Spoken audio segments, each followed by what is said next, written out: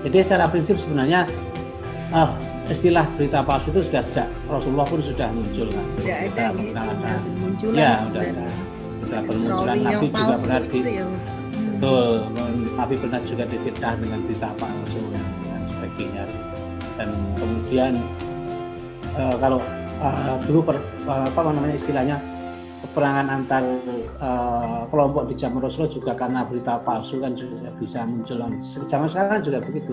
Nah, peperangannya sekarang kan juga peperangan antar, kadang-kadang juga antar saling memproduksi berita palsu ini. Ya.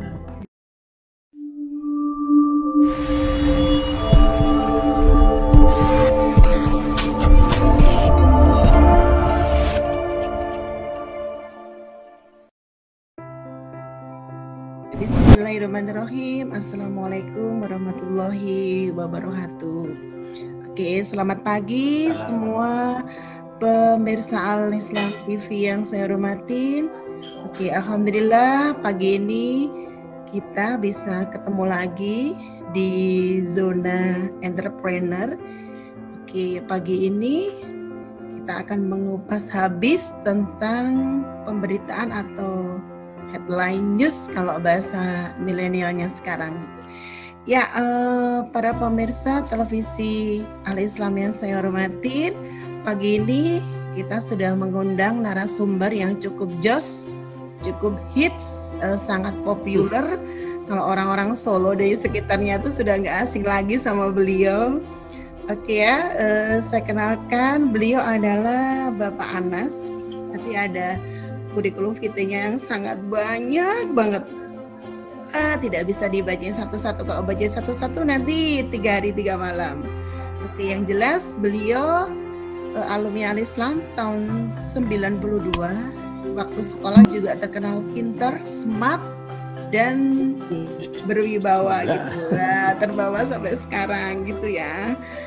Oke, perkenalkan saya Miss Tati untuk mulai interview kepada Bapak Anas. Oke, selamat pagi Pak Anas. Assalamualaikum. Waalaikumsalam Ustati. Ya. Waalaikumsalam. Terima kasih bisa bergabung di TV Al Islam. Salam sehat selalu untuk kita semuanya. Amin. Mudah-mudahan diberi kesehatan. Dan, oke. Ya. Dan perlu saya luruskan, saya itu dulu nggak pinter waktu sekolah itu. Apa ya maju dia nggak pinter, sekarang jadi pinter ya gitu. Oke, para pemirsa Al Islam televisi yang budiman, sebagai referensinya Bapak Anas ini adalah sekarang menjabat Ketua Persatuan Wartawan Indonesia Cabang Surakarta. Nah, jadi alumni itu sangat bangga kepada beliau karena salah satu sosok alumni ya cukup hits di Kota Solo. Insya Allah kemungkinan nanti akan menyalonkan wali kota berikutnya ya. Mudah-mudahan mohon doanya Bapak Ibu. Enggak. Alih murid. Oke. Nah, pagi ini kesempatan. Wali murid aja repot ini. Oh, jadi wali murid ya Bapak ya, karena masih pandemi ya yang ada. Oke, pagi ini kita mau mengupas tuntas tentang bagaimana sih cara kita menyikapin berita-berita hoax yang ada di masyarakat. Oke, pertama kali dulu adalah apa sih Pak Anas pengetahuannya tentang berita hoax gitu? Karena akhir-akhir ini kita nggak akhir-akhir ini juga ya, udah beberapa saat terakhir ini bahwa berita hoax ya selalu menyelimutin setiap hari, setiap kita selalu membaca dari baik HP atau melihat berita secara langsung. Oke, monggo Pak Anas untuk menyikapin dulu hoax itu seperti apa sih gitu. Iya, sebenarnya kalau kita bicara, kalau bicara hoax itu kan sudah lama. Kalau kita waktu sekolah di Islam itu kan kita diajari ada pelajaran hadis itu kan ya. Nah, makanya kan dulu ada hadis palsu, kemudian ada serangan palsu dari mungkin zaman-zaman Rasulullah itu kan sebenarnya sudah ada itu ya. Artinya pesan-pesan yang faktanya dipalsukan, artinya fakta utamanya dipalsukan. Nah, itulah kita sebut sebagai hoax. Makanya kemudian ada hadis palsu, itu kan sebenarnya juga hoax gitu kan. berita dusta lah, atau berita dusta itu cara semuanya itu. Nah, kemudian pada perkembangannya kan kemudian muncul model-model baru, misalnya aslinya fakta yang asli kemudian dikabulkan dan sebagainya. Jadi tidak segera dipalsukan, tapi kemudian ada juga yang dikabulkan. Ada pada prinsipnya itu pesan yang faktanya dipalsukan itu bisa kita sebut sebagai hoax. Kemudian bagaimana kita kemudian menyikapi, ya tentu itu harus kita hindari atau kita lawan itu. Kalau kita sebagai mungkin yang bergerak di bidang komunikasi, ya kita jangan kemudian menjadi produsen hoax gitu ya. Termasuk kita semuanya. Tapi kan produsen hoax itu justru marak juga kalau kita bicara di ranah informasi. Banyak juga mereka yang menjadi produsen hoax ya. Orientasinya macam-macam. Ada yang karena faktor mungkin iseng gitu juga ada juga yang karena faktor politis dan sebagainya. Ya umat Islam kan sudah diajarkan untuk tabayun itu ya, setiap ada sesuatu kan harus tabayun. Nah, makanya ketika muncul fakta-fakta yang dipalsukan atau meragukan, yang kita harus tabayun, karena sekarang ini dengan kemajuan teknologi sangat mendorong atau memungkinkan terjadinya distribusi hoax. Kalau saya demikian, jadi kalau sikap kita ya pertama yaitu tabayun. Kemudian kita selaku insan yang diajarkan untuk selalu menuntut ilmu, ya kita meningkatkan literasi kita, artinya meningkatkan literasi pengetahuan kita. Kalau sekarang eranya teknologi komunikasi, ya kita meningkatkan literasi digital kita juga. Jadi nggak hanya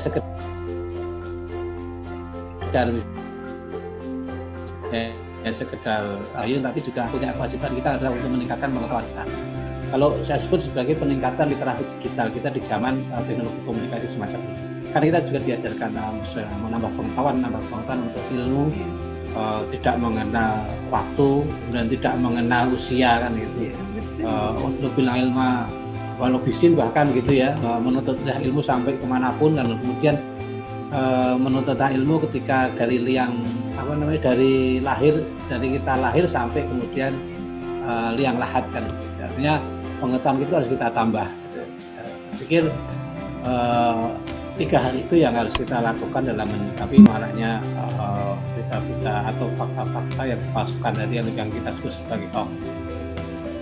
Jadi secara prinsip sebenarnya istilah berita palsu itu sudah sejak Rasulullah pun sudah muncul kan. Sudah bermunculan. Nabi juga pernah Nabi pernah juga difitnah dengan berita palsu dan sebagainya.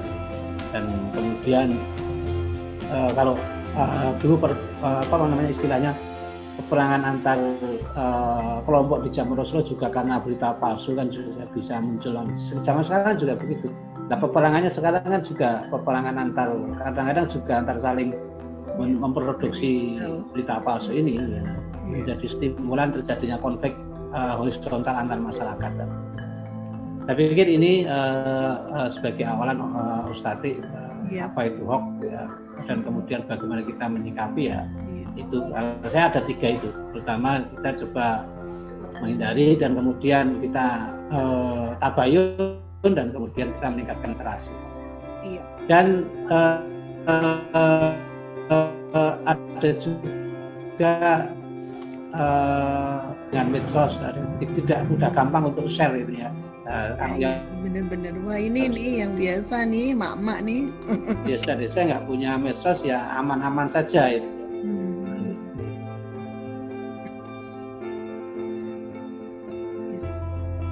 Oke Mas Anas, selanjutnya kalau konten sekarang kan platformnya tuh banyak banget, mulai dari ada IG, ada WhatsApp itu yang standar ya itu. Kalau begitu ada berita hoax gitu udah masuk udah masuk ke WhatsApp itu cara ngeceknya itu kira-kira kan di situ juga kadang ada lengkap banget tuh, ada kontak person, ada judulnya yang sangat heboh gitu kan. Nah itu kita ngeceknya di mana itu Mas? Kalau beritanya biar kita tahu, oh kita mau share kan, takut kok ini kok beritanya kayak gini. Sebenarnya kita udah merasa ya gitu. Tapi kalau lebih jauhnya lagi kita bisa cek nih untuk menghindarin lah paling tidak begitu. Ini gimana Mas Anas? Ya, ini persoalan yang nyaris dialami oleh semua orang ya. Kebingungan untuk mengenali mana ini yang berita palsu dan mana ini yang bukan. Itu hampir dialami oleh banyak orang. Tapi yang jelas bahwa itu bisa kita lakukan ketika muncul judul-judul yang kadang-kadang bombastis itu.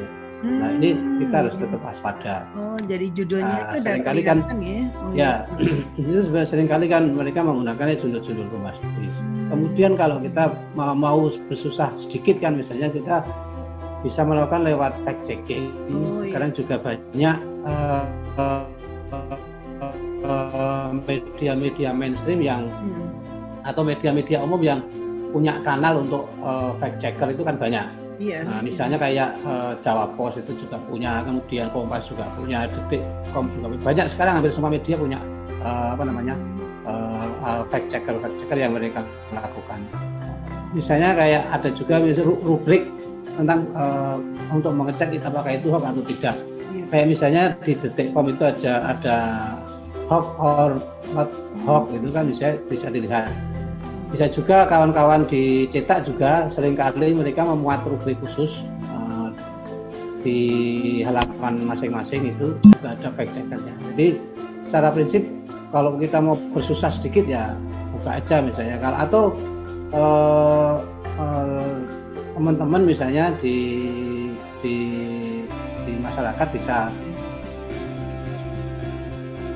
juga pakai beberapa aplikasi hoaxbuster yang sudah didownload juga banyak. Jadi secara prinsip kita sudah dibantu oleh teknologi.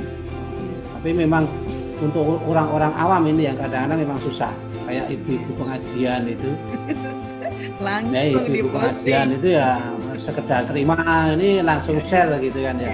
Kadang-kadang judulnya bombastis gitu. Jadi mengenali ya itu judul-judul yang kadang-kadang menurut kita sendiri agak aneh gitu ya.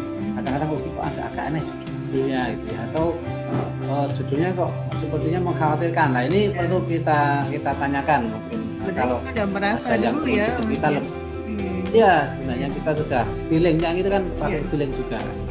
Tapi kalau mau menggunakan teknologi silahkan. Misalnya ada aplikasi atau ada juga aplikasi hoaxbuster gitu. Misalnya nanti buka aja di Google nanti kan ketemu. Hoaxbuster biasa ya Mas? Nah, kalau kita mau bersusah, ya. Itu monggo secara prinsip kalau mau bersusah sedikit bisa menggunakan itu. Tapi kalau mau kita kadang-kadang ya saya paham kayak misalnya ibu-ibu atau kita yang mungkin males ya kita pakai feeling aja. Ini judulnya agak meragukan ini ya, ini ini kan kita bisa menghindari hal tadi harus tabayun. Biar berhenti ke kita gitu maksudnya ya kan Mas, nggak usah di posting yang lain gitu ya kan. Ya betul. Nah, kalau mau di posting juga tanya dulu aja yang lebih mungkin paham. Ya mau tidak mau ini tugas kemanusiaan kita lah. Tugas kemanusiaan kita ya untuk itu meminimalisir berita dusta itu yang berkembang di masyarakat. Oke, Mas Anas ini kalau ini ya udah berkecimpung di pemberitaan itu kan cukup lama banget gitu. Nah sekarang yang paling ini Mas, yang paling the best way-nya ini jalan yang terbaik itu sekarang kalau melalui digital gitu, berita-berita gitu kan, itu enaknya sih dari karena kan di alumni Al-Islam yang ngikutin di siaran kita itu banyak yang mak-mak juga gitu Mas. Nah, lebih bagusnya itu kalau kita mau memposting sesuatu nih, contohnya itu kan ada ranah etika untuk kita memposting gitu. Ada ya Mas aturan-aturan gitu ya? Atau kita udahlah terserah kita yang gunakan bahasa-bahasa kita gitu. Kalau dinikmatin oleh orang banyak, contohnya kan pengumuman, oh nanti ada pengajian akbar gitu. Ada ya Mas, ada etikanya penulisan atau redaksinya terserah kita, kayak di koran-koran kan redaksinya dari redaksi begitu, kita ada editornya. Kalau yang digital terserah kita ya Mas, bahasa-bahasanya ya. Iya, makanya kalau harus dibedakan ketika misalnya yang bergerak di bidang jurnalistik misalnya, itu mereka ada ranah Undang-Undang Pers nomor 40 tahun 99 itu diatur di sana. Kita juga diatur oleh peraturan Dewan Pers itu ya. Kemudian kita juga diatur oleh kode etik jurnalistik itu. Itu kalau ranah di media umum gitu ya. Tapi kalau kemudian sekarang kan berkembang ke sebuah keniscayaan, ada medsos, kemudian ada grup-grup WA dan sebagainya, dan kemudian ada ya kayak Instagram, Facebook dan sebagainya, itu kan diatur mereka oleh dengan undang-undang ITE, itu nanti pengaturannya berbeda. Sebenarnya juga udah ada undang-undangnya ya Mas ya. Iya, undang-undang ITE. Tapi ya, makanya ketika tadi kalau etika itu kan menyangkut persoalan di ini kepatutan gitu ya. Nah, kalau kepatutan ini kan nanti perspektifnya misalnya perspektif budaya lokal juga bisa, kemudian sosial masyarakat juga bisa. Misalnya kalau wong Jawa ngomong mohon maaf misalnya misuh itu kan nggak panas sebagainya. Kan itu kalau menyangkut etika. Tapi kalau aturannya di undang-undang itu kan sudah jelas. Kalau itu kan misalnya tidak boleh salah, tidak boleh menghujat, kemudian tidak memfitnah dan sebagainya. Kan di sana jelas. Kemudian yang sekarang lagi rame misalnya ujaran kebencian. Iya, wah ini baru ngetren ini. Tapi prinsipnya begini, kita tidak perlu takut dengan semacam itu sepanjang apa yang kita sampaikan dalam ranah digital itu adalah benar-benar sesuai fakta. Kemudian tadi menyinggung tentang bahasa, pemilihan diksi itu kan juga penting. Artinya sepanjang diksi itu benar dan tepat, saya pikir tidak ada masalah. Kecuali kalau diksi-diksi kita misalnya ya tadi mengandung kebencian, ujaran kebencian gitu kan terhadap seseorang atau kelompok, kemudian fitnah dan ya kemudian norma kesusilaan dilanggar lah, memunculkan diksi yang kita pakai itu fakta dan benar ya, dengan kalimat apapun monggo aja silakan. Karena prinsipnya kan kalimat di media umum dengan kalimat di media sosial kan berbeda. Kalau di media umum kan kami terpaku pada 5W 1H itu kan yang harus dipenuhi. Mungkin teman-teman di yang Islam yang bergerak di jurnalistik paham itu ya. Artinya siapa, kemudian apa, ya itu kan harus menyangkut di sana. Unsur-unsurnya di mana dan sebagainya, bagaimana dan when atau kapan itu kan harus semuanya tercakup. Tapi kalau di media sosial nggak ada aturan harus dimulai dari itu nggak ada itu ya. Kreativitas kawan-kawan ya nggak ada, itu kreativitas kawan-kawan ya. Tapi sebenarnya gini, di media sosial itu menariknya ketika kita bisa kadang-kadang suasana santai justru malah banyak penggemarnya, atau diksi-diksi yang ramah, kemudian diksi yang menggoda itu juga menarik perhatian di halayak digital. Tapi secara urutan nggak harus kita mulai dari mana, nggak, saya pikir nggak ada. Yes. Oke Mas Anas, yap. Oke, berarti ini karena pertemuan kita yang perdana gitu, temanya menyikapi berita hoax. Nah besok ya next time-nya Nah ini Mas, ada beberapa tema lagi. Nanti saya sampaikan ke Mas Anas ya.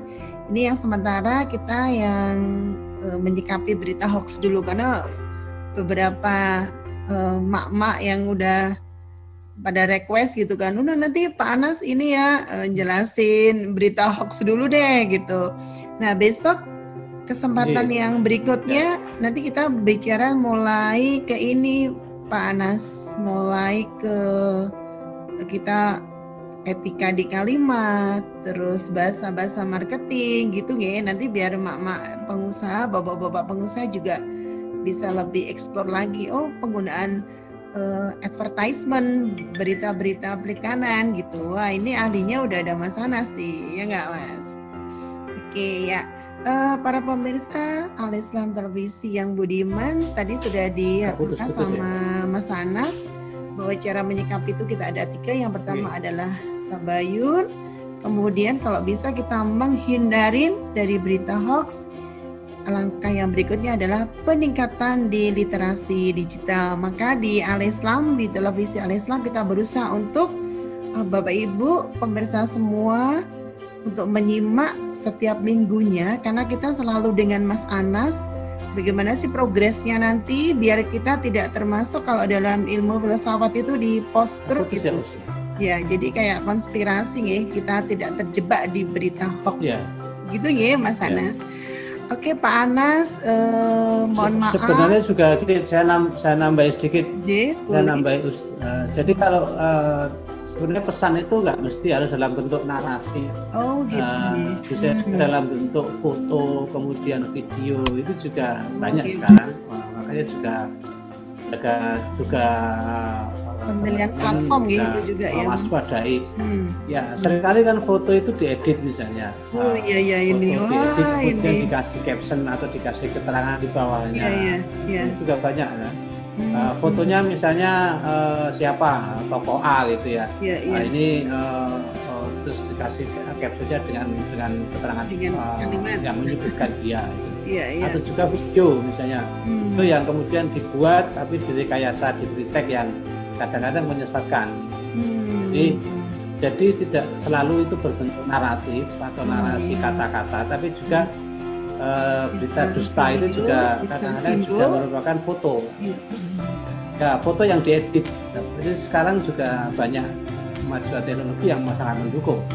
Wah ini lebih bahaya lagi ya Mas. Ya, mengedit foto dengan ditambahi macam-macam itu ya. Jangan dikira bahwa foto itu faktual, sesuai faktanya. Tapi seringkali foto itu sudah melalui editan dalam rangka untuk tujuan-tujuan tertentu. Termasuk juga video, jangan dianggap video itu juga benar sesuai fakta yang banyak. Tapi seringkali video disesatkan dengan teks atau mungkin tambahan-tambahan narasi yang lain. Jadi ada narasi bisa menjadi berita dusta, foto juga bisa, dan juga video pun juga bisa. Jadi ini yang harus kita waspadai bersama-sama. Dan kemajuan teknologi akan sangat memudahkan untuk itu. Dan pembuatan video yang nggak benar aja juga bisa terselip secara halus gitu ya Mas. Berarti editornya sangat hebat ya. Iya sih. Ya. Mesti kita semuanya juga udah pernah mengalami ini terima video. Kalau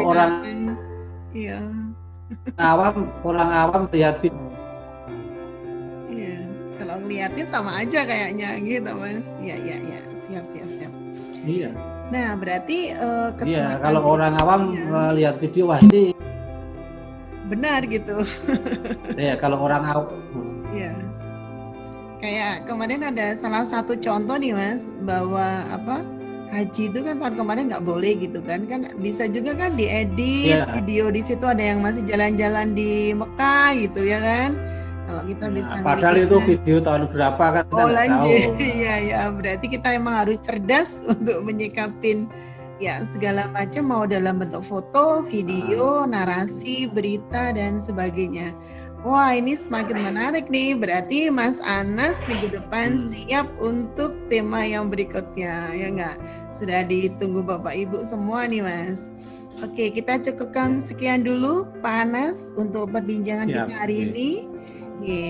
Ya, Nggih, Bapak matur Ibu suwun, pemirsa nggih. Alislam Televisi yang saya hormatin, kita cukupkan sekian dulu interview dan olah sharing dengan Bapak Anas. Mudah-mudahan bisa membawa manfaat dan kita bisa lebih bijaksana lagi bagaimana cara kita menyikapi untuk menerima sebuah berita hoax gitu. Oke, Bapak Ibu pemirsa televisi, tetap menjalin ukhuwah, menebar kebaikan. Kita sampai saat ini dulu. Ya, kita cukupkan. Kita ketemu lagi dengan Mas Anas yang jos hebat, top markotop minggu depan dengan tema yang berikutnya yang lebih hot lagi tentunya. Terima kasih para pemirsa, terima kasih Pak Anas yang sudah meluangkan waktunya, bahwa ini padahal sibuk banget ini, saya tahu Pak Anas susah gitu untuk mencari waktu yang the best untuk Pak Anas. Oke, mohon maaf segala kesalahan. See you next time. Nganggur ini. Tetap sehat ya Pak Anas. Matur suwun. Terima kasih sama-sama ya, untuk semuanya. Semua pemirsa. Sukses selalu dan sehat. Oke, amin. Oke ya. Assalamualaikum warahmatullahi wabarakatuh.